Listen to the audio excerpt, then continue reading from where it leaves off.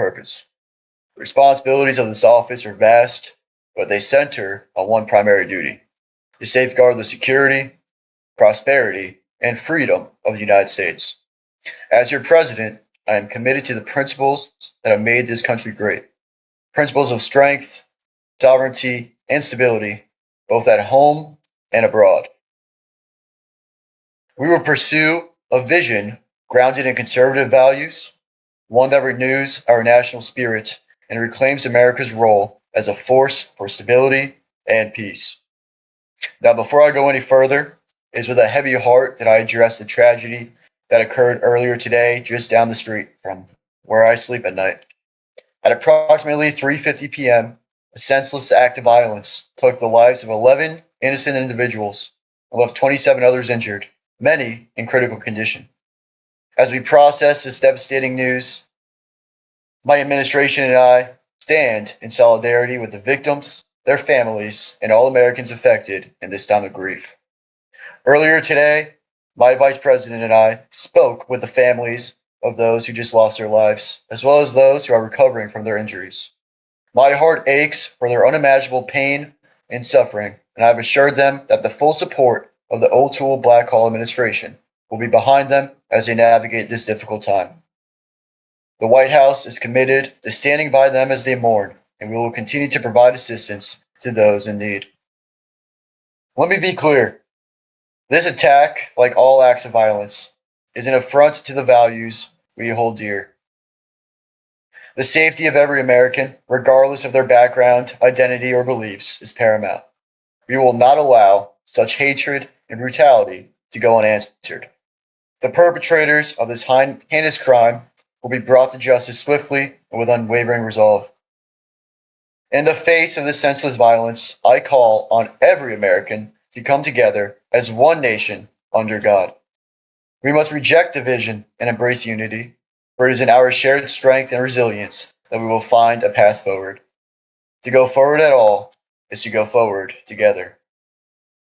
We will continue to work with state and local authorities to ensure that our communities remain safe. We will remain vigilant in our fight against those who seek to sow chaos and destruction. In the coming days, my team and I will assess any further steps necessary to protect our citizens and strengthen our national security. Now, our first duty is to secure our borders. This is not merely a matter of domestic policy, it is a cornerstone of our national security. We have witnessed unchecked illegal immigration, narcotics trafficking, and human exploitation on a scale that challenges our nation's ability to protect its people. This administration's approach will be clear. We will build a secure, modern border system. We will deploy cutting-edge technology, drones, sensors, surveillance systems to monitor every mile of our border.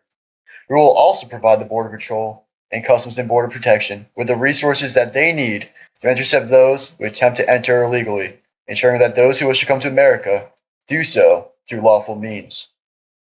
Yet our responsibility does not end at our borders. It extends to the very infrastructure that sustains our lives, our economy, and our communities.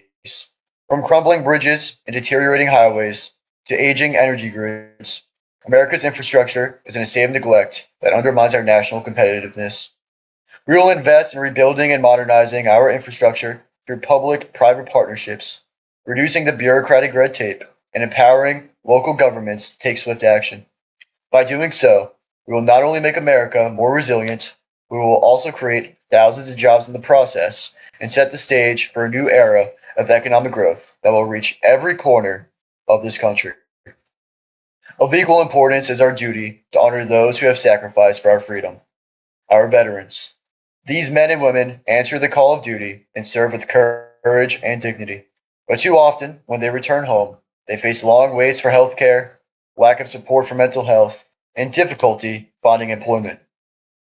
That is unacceptable.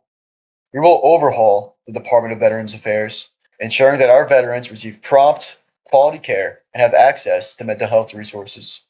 We will expand the VA's healthcare choices, giving veterans more options in private healthcare when the VA cannot meet their needs quickly enough.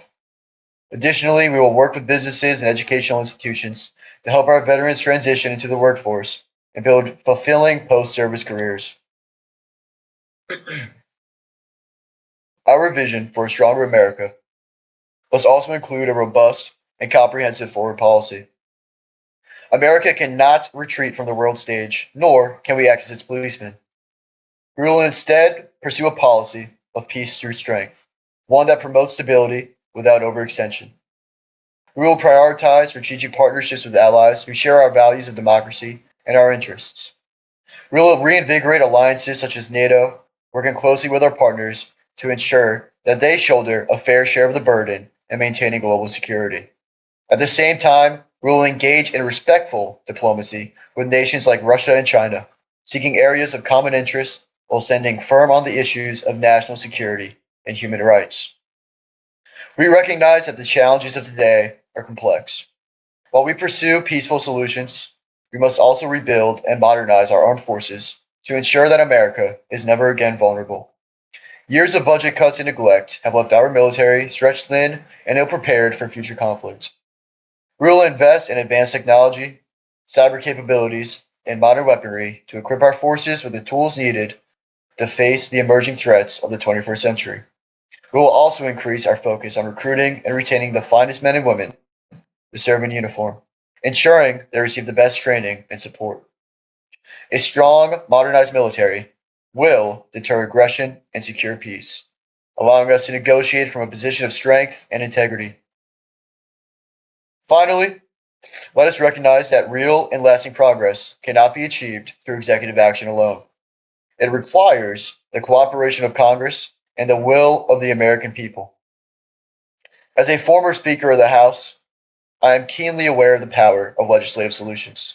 I call upon the Congress this evening to put aside partisan interests and the witch hunts and the nonsense that occurs daily in the chamber, and join me in advancing an agenda that protects our borders, strengthens our economy, rebuilds our armed forces, and reaffirms America's leadership to the world.